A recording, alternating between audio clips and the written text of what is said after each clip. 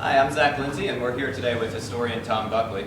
I'm going to let him introduce himself and explain. He's been in Mexico City for 20 years, so he's got a pretty good perspective on the town. And Tom? Hi, well, I've been here in Mexico since completing my master's at the University of Texas. Since then, I've dabbled in journalism and reading about Mexico.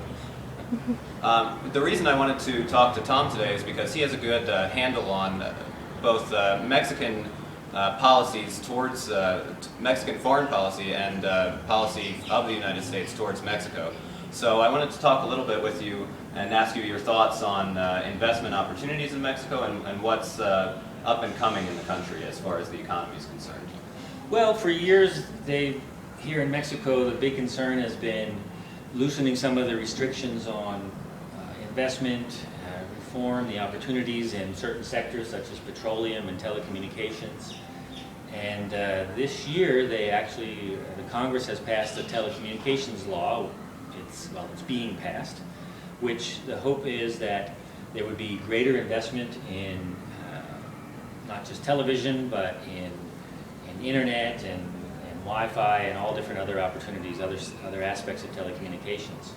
And the interesting thing is that there is not a restriction on foreign investment. That's controversial here, but as the law has gone through Congress, that has not been removed. So that, I think most people here would agree that that is a necessity because the funds are needed as well as the expertise, and by the foreign investment, it would generate greater competition as well. And so I think that holds a lot of hope for how the economy could move forward here in Mexico. Petroleum or Pemex reform, energy reform is still on the table and probably won't be taken up until the September congressional session.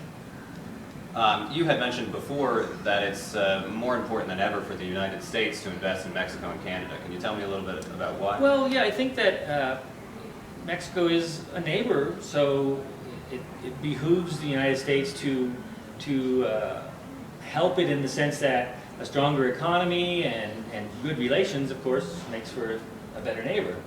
I think that one of the things that has been in the news lately is that with the troubles in Europe, the NAFTA teams should focus on improving and strengthening the different aspects of the North American market that have not really been attended to. One aspect of that is that for the U.S., a greater part of the goods that are bought from Mexico and Canada feature a higher percentage of U.S. products to begin with, or U.S. parts, such as, the maquiladora industry in Mexico is a great example of that, where the U.S. companies supply certain or most of the parts. It's assembled in Mexico and then sold back. So that's kind of like it's circuitous for the U.S. I mean, they're generating not double, but certain aspects of it there, since they're providing the parts or selling the parts to these companies. And it also then could help, it could be a contributing factor in strengthening Mexico's economy. And Mexico demographically is a very ideal market right now.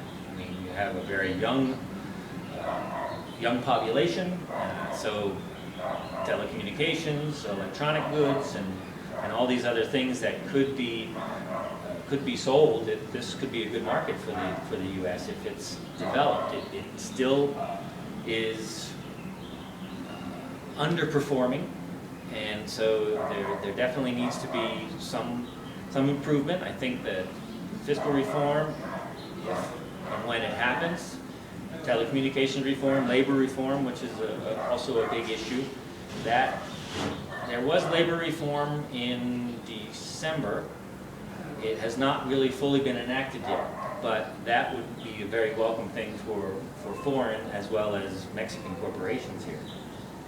The PAN was generally known as the party of business for a long time, but it does kind of seem like Peña Nieto is doing his best to make the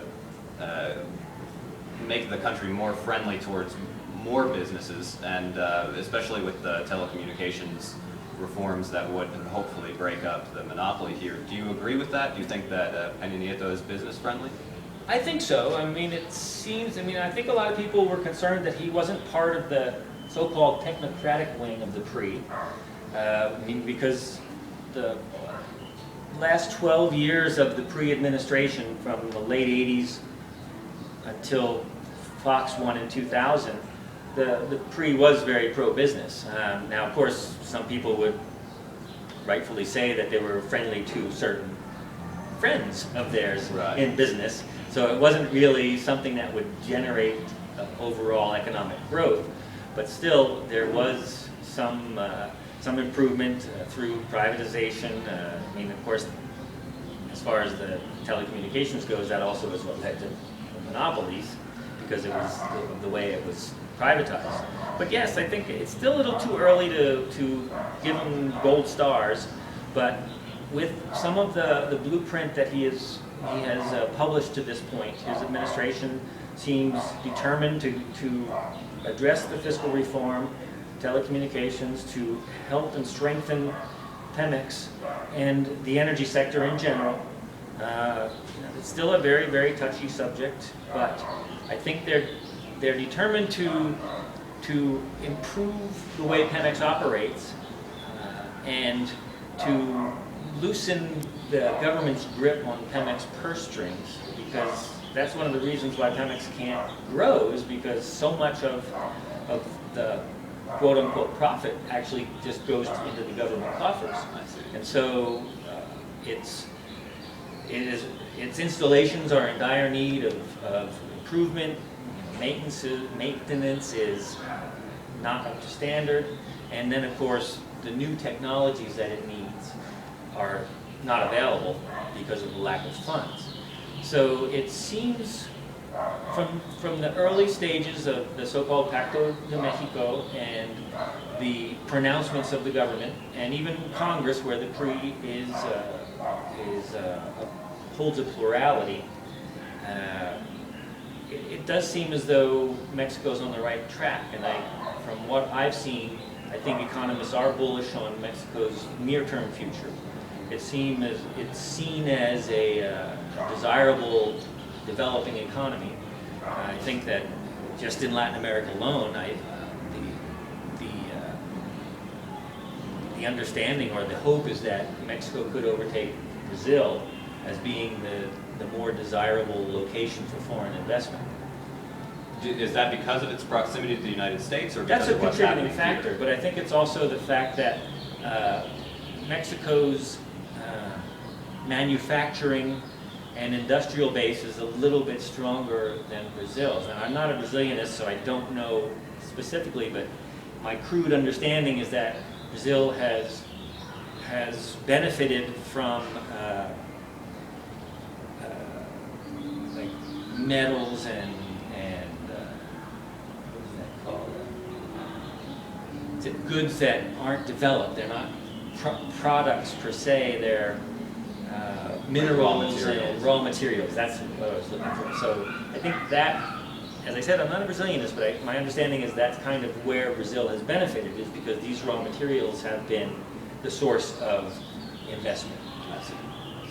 And I think Mexico, with not only the proximity but also NAFTA, that affords a bit of a benefit as well.